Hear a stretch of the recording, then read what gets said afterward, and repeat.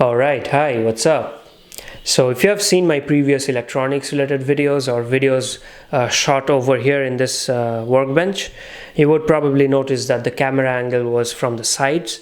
So either the camera was sitting over there or it was sitting over here. So I had to move stuff from over here, or I had to move my ThinkPad. And that was not really an efficient video production workflow.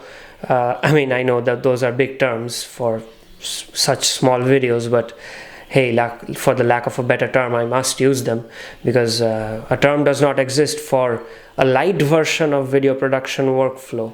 You can just call it video production workflow light. Well, let's just go with that. So yeah, it was not really efficient. And secondly, since the view was from the side, my hands would often block the view, or often block the work which I was doing, so the viewer would not get a good visual of that. And there was another case where the camera was sitting on a tripod over here and looking in a slanted manner upon the workbench, and the tripod was sitting on the floor.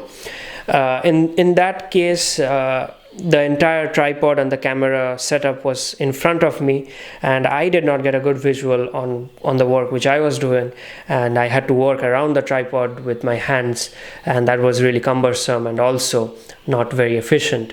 So what I needed was an overhead camera rig. So the most common design of an overhead camera rig is like a rectangular structure where the camera sits on the crossbar, shoots the video top down on the work surface. But in my specific workspace, on this workbench, there is no real space which I can spare for the legs of the rectangular overhead camera rig. So I went online to look for some innovative camera rig designs, but I didn't find any except the rectangular ones with PVC pipes and stuff like that.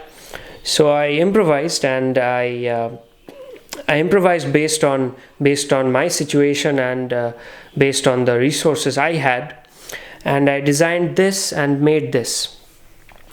So yeah, this is much simpler than your rectangular camera rig, and it is much more elegant. It does not look elegant, but the science or the physics is much more elegant than it looks like. So let me just put my camera down here so that I can show it to you better.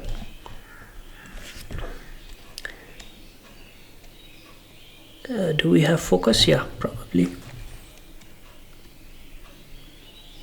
Right. Let me just reverse the direction of the microphone, otherwise my voice would be muffled. All right. So I do not like to drill holes on my shelf because it looks really nice, and it just does not feel right to drill holes in this. So all of my mountings on my shelf are with the help of clamps or double-sided tapes. So in this case also, this is like a clamp, or rather a slit. So it just slides out of the entire shelf, and there are two wooden what's it called, planks, right, that's the word, two wooden planks. So and those two wooden planks are just at the same separation as that of the thickness of this shelf, and it just slides in and holds whatever weight you want to hold over here in place. And that does it works like this because if you put pressure on this side, because there's a fulcrum over here, the entire structure tries to rotate like this, or it experiences a torque in the anti-clockwise direction.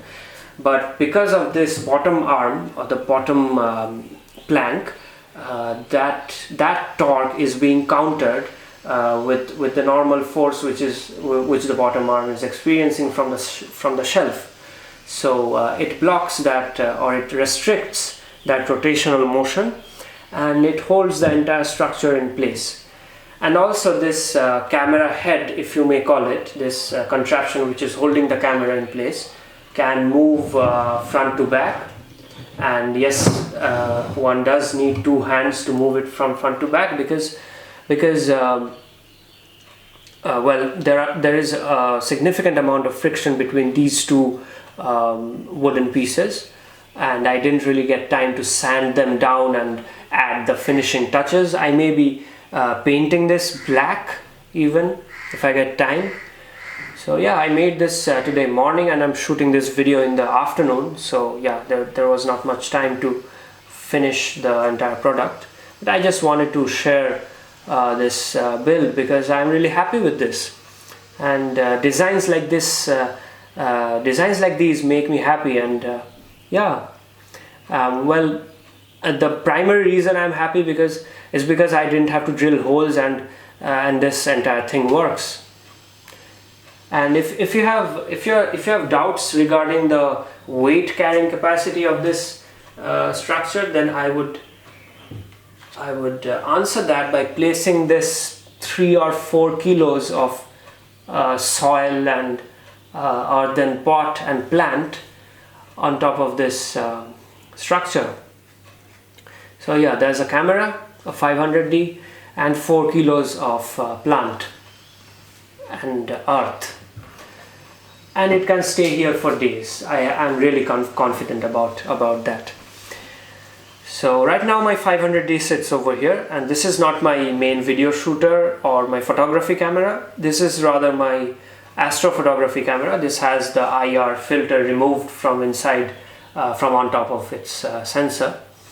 But my main video shooting camera, which is this one, the 700D, it is really similar in shape and size and weight with the 500D.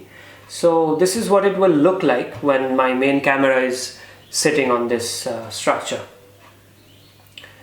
So yeah, there is nothing much to this thing. It's really elegant. Well, I feel it's elegant and simple, mainly because I didn't have to drill holes, and it does not take up space on my workbench because it doesn't have any legs.